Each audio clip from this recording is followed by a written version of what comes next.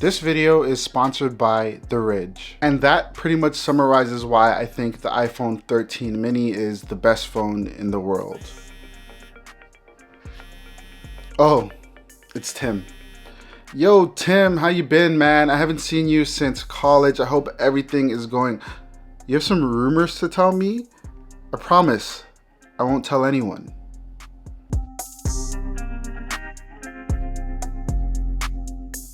All right, I just got off the phone with Tim Apple himself. He told me a lot of things.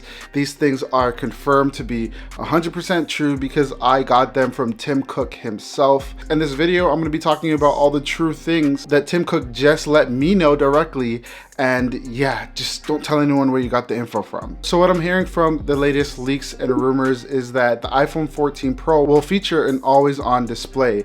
This is a feature that has been on Android for years now. It's nothing new to the phone world in general, but to iPhones, this leak comes from Mark Gurman, and he said that the iPhone 14 Pro is finally rumored to get this feature. iOS 16 will be made to feature an always-on display. It's going to allow the iPhone 14 Pro to display information such as weather, time, any missed notifications, and more. And that's similar to functionality that you'll get on an Apple Watch where the display is always on. It's very possible for Apple to do this. They can just kind of freeze down the frame rate of the phone to only display certain information and also save battery. And then if you're going to use the phone, it can ramp back up with promotion. There are plenty of times when I'm just working away on my computer, for example, the phone's on the bed or across the room, and I just want to be able to look at it and see if anybody texted me, if anybody called me. And that means that you do not need to lift the iPhone every few minutes to see if that raunchy text that you just sent is being ignored. Another recent rumor is that there will be a delay with the iPhones, and that kind of sucks if you're waiting for them, but it's not something that hasn't happened in the past. If you recall, in 2020, the iPhone 12 was supposed to be released in September.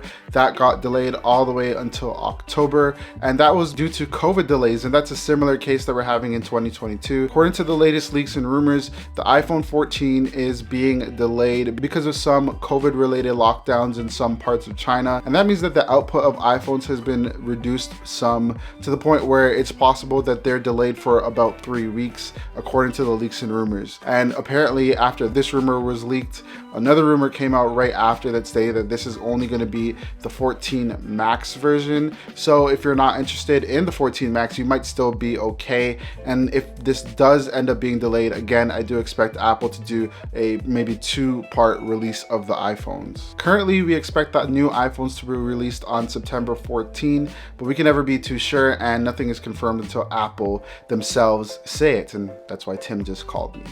For holding my ID and credit cards, I use the Ridge wallet. This wallet can hold up to 12 cards, plus has room for cash. It comes in 30 different colors and styles, including this carbon fiber wallet, which happens to be my favorite. The Ridge wallet has not only replaced my old and clunky wallet, but it also replaced my Louis Vuitton wallet because it ends up freeing up so much space in my pocket and bag, and it can hold a lot of cards, unlike the Louis Vuitton wallet.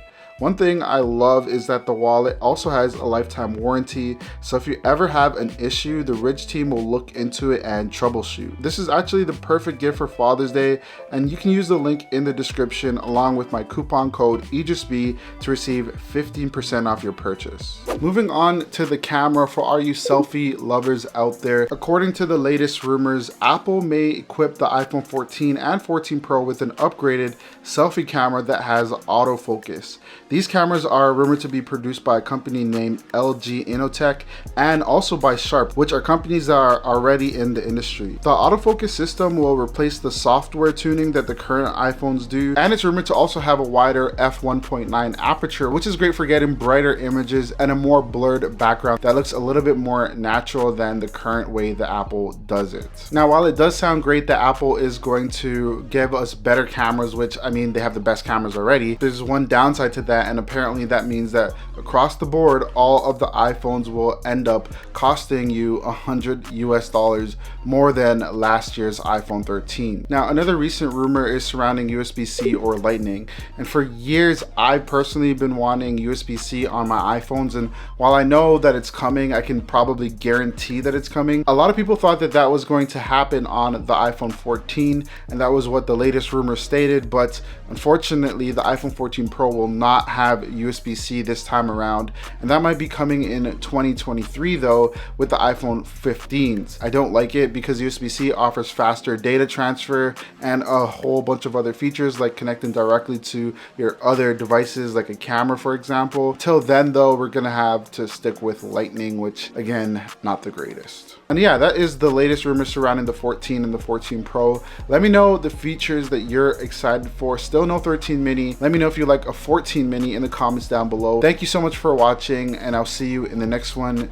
Peace.